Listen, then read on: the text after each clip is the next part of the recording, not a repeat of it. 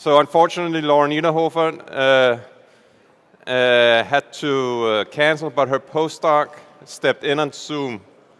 So that was a last-minute cancellation that we unfortunately have not been able to update the program with. But I think we have Lei online, is that true? Can you hear us? Yes. It's great to see you, and thank you so much for stepping in instead of Laura. Okay, thank you. I'm very pleased and honored to talk in Laura's place. This is a great conference.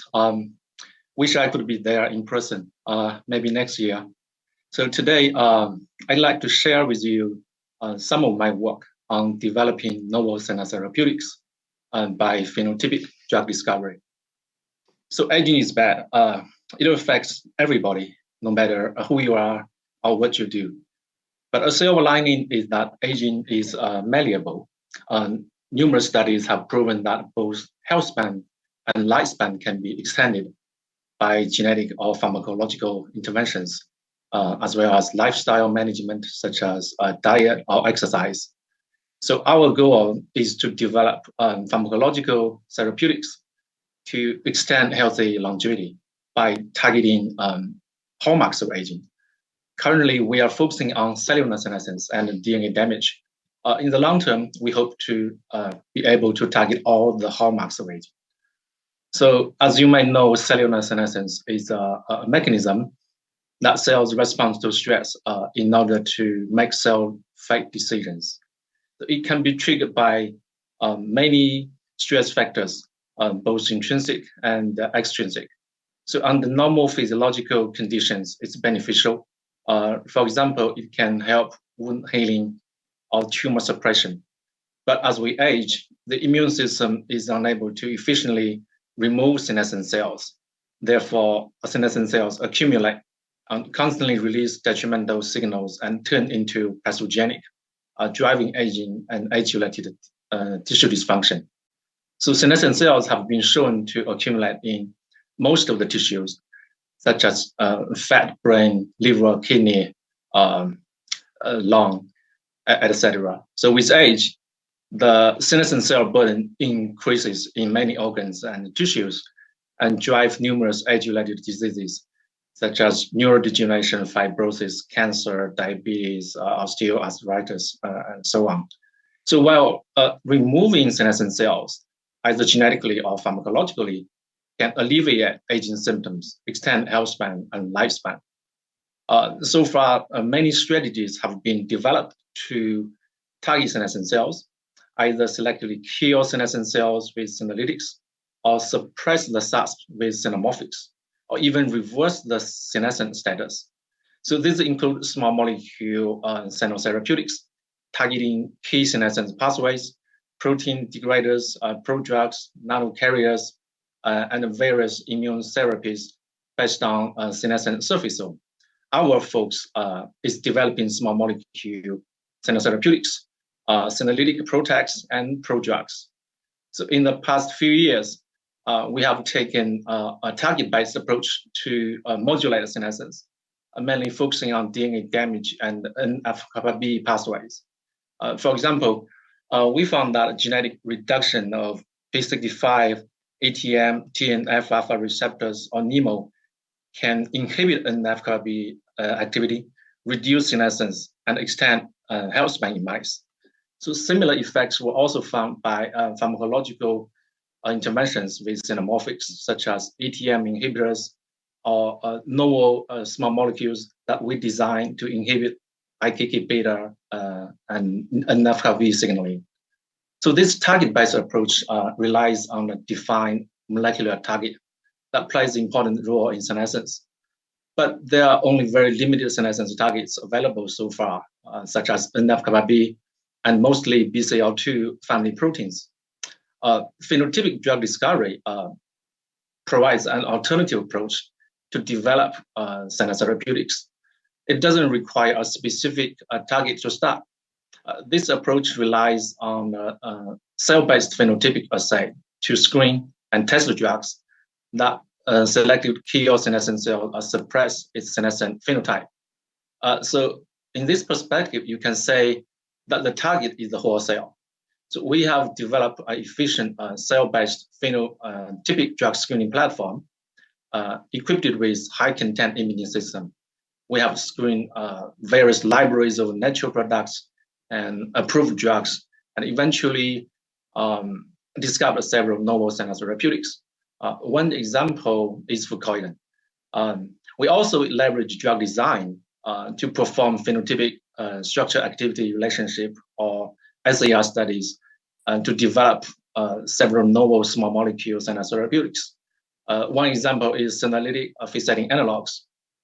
So the models we used include mouse and human senescent cells, including primary cells, as well as senescent, as well as like aging models, or ERCC minus delta mice, and naturally aging model of wild-type old mice. ERCC1 is an important endogenous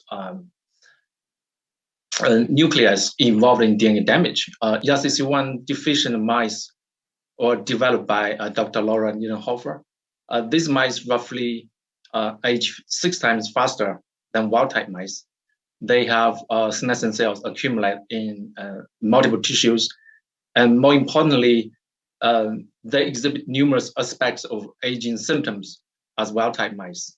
So ERCC1 deficient primary cells are a good in vitro model for therapeutic drug screening, and ERCC1 hypomorphic mice provide an in vivo model for rapid drug testing. So the first example I'm going to share is fucoidan, which was discovered by phenotypic drug screening. So in this workflow, mouse and human cells were induced senescent and oxidative or genotoxic stress. After drug treatment, cells were scanned for the characteristic acid beta-gal activity. Cells were then imaged and analyzed by a high-content imaging system. So both senolytic and xenomorphics can be identified using this platform. We have screened different libraries of natural products, such as flavonoids, fatty acids, and polysaccharides. Fucoidan is a class of polysaccharides, which can be found in many sources of seaweeds. So we found that some sources of fucoidan are senolytics, some are xenomorphics. So the best xenomorphic and senolytic fucoidans were selected for animal studies. So given the limited time, I'm going to just to share some of the results of today. So as shown here, fucoidan-1 is a xenomorphic, as it can reduce senescent green cells in a dose-dependent manner without reducing the total cell number. So fucoidan-1 also selectively reduce senescence and SARS factors at a transcription level, such as P16, P21, IL6, TNF-alpha, and MCP1 in senescent cells. Similar xenomorphic activity of fucoidan-1 was further confirmed in other human cells. So in vivo, after 5-day acute treatment of very old wild-type mice, fucoidan-1 can reduce senescence in multiple tissues, including kidney shown here. It also reduced the number of P21 positive gamma delta T cells in the spleen. We also did chronic treatment after 6 weeks of treatment in ERCC1 minus delta Brogero mice. Fucoidan-1 can suppress the overall aging symptoms and extend health span, especially after 2 weeks of treatment. Besides, it reduced tissue senescence, including kidney, liver, and others. To identify the mechanisms, we collaborated with Dr. Gobanova's group and found that fucoidan-1 may exert its therapeutic effects through enhancing SIR6 ribosylation activity and improving DNA damage repair in a SIR6 dependent manner. Overall, by phenotypic drug discovery, we have identified that fucoidans are novel xenomorphics or senolytics, depending on their sources. We are currently performing omics studies to further dissect the targets of fucoidan. In this phenotypic approach of drug discovery, a hit compound can be either identified from the therapeutic screening or simply selected based on known compounds. Further structural modification and several rounds of SCR studies can be performed to optimize the hit compounds before they are selected for preclinical animal studies and further clinical trials. So free-setting analogs were developed by phenotypic drug design in this way. So we previously reported that a free-setting is senolytic, able to reduce cellular senescence, extend health span and lifespan in mice. But the senolytic activity of free-setting is weak in cell culture. And the doses of free-setting given in mouse experiments are pretty high, which may cause potential adverse effects if more frequent or long-term dosing is required. So also free-setting is notoriously known for its low bioavailability. When orally given at like 100 mg per kg in mice, its bioavailability is only about 8%. This is probably caused by the polyphenol structure, which may cause lower aqueous solubility. That's very poor absorption from the gut. So clearly, it's very possible to develop better free-setting analogs as novel senolytics by drug design. But the mechanisms of free-setting are really complicated. Free-setting has many reported targets and mostly involved in cell survival and metabolism. So free-setting is a dirty natural product, which may be good as a senolytic, but this also makes it very difficult to use conventional target-based drug discovery that relies on a specific protein target.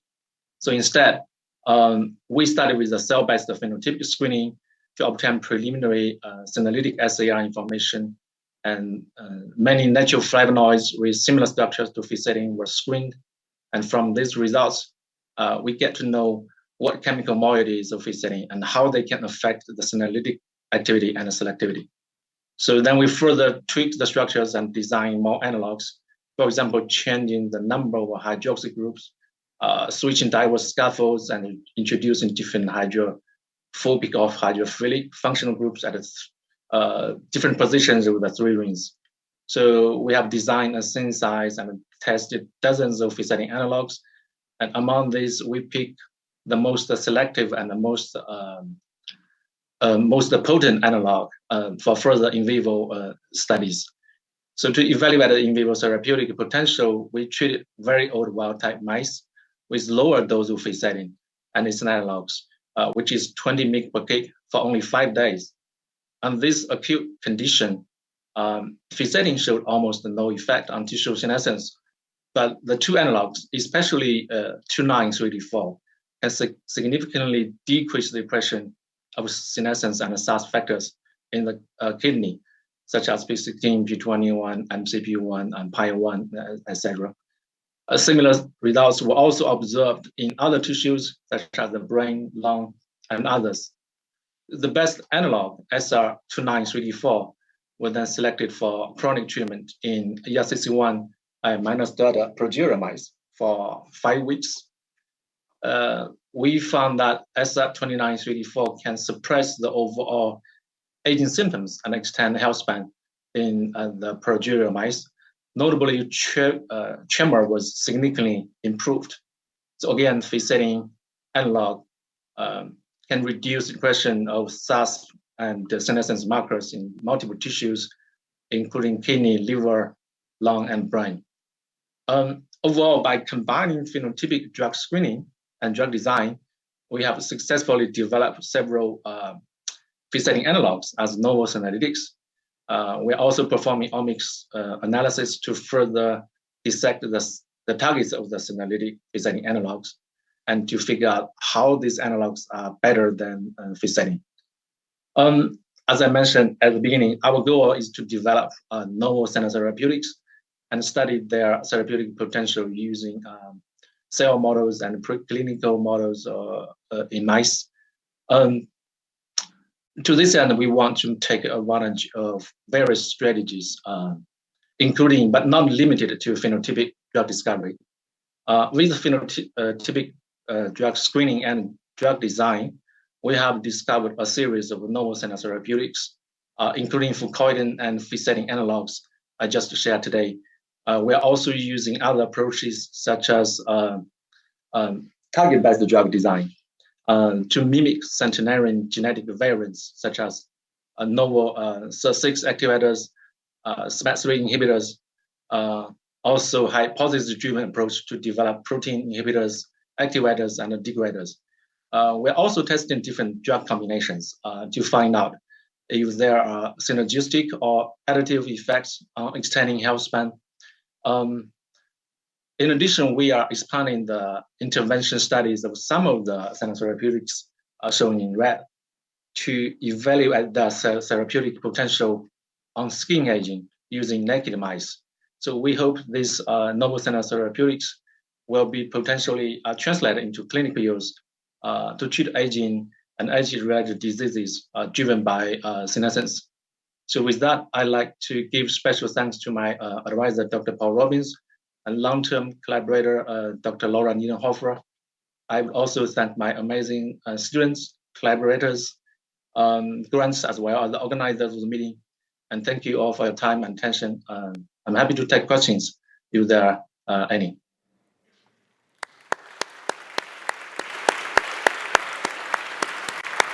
Thank you so much, Lei. Do we have any questions here in the audience? There's a question down here. Thank you for your valuable lecture. I have a question because as an option after fucoidan, you just mentioned fatty acids. I'm just asking about oleic acid, which is in olive oil. It's been proven that a very healthy fatty acids and in theory it extends lifespan. So what about oleic acid? Is it exactly, having been research about that? Yeah, we actually screened a library of different fatty acids, saturated, unsaturated, and that we identify a different category of fatty acids as the novel senolytic. So we're currently studying this in mice. So we will report this in the future. So fatty acids are good source. I think there are some fatty acids are good candidates of senolytics. All right, we have another question from Dr. Magradichan. Thank you. Thank you for a great talk. I just wonder if you have performed some toxicology experiments with the new analog of fisetin, and maybe I missed it. What are your future plans with this molecule? You mean toxicity studies? Yeah, like pharmacokinetics and dynamics, how toxic is it? Yeah, we haven't done toxicity studies because we don't like in healthy mice. Yeah, but we did metabolite studies in liver liposome, and this one of the analogs is better than fisetin in terms of the metabolism. I think this is probably more stable, but we still don't know why the analogs are better than fisetin. Maybe are they targeting different targets, or are they just have better metabolism? So that's what we don't know. We're trying to figure this out. And last, quick question. Yeah.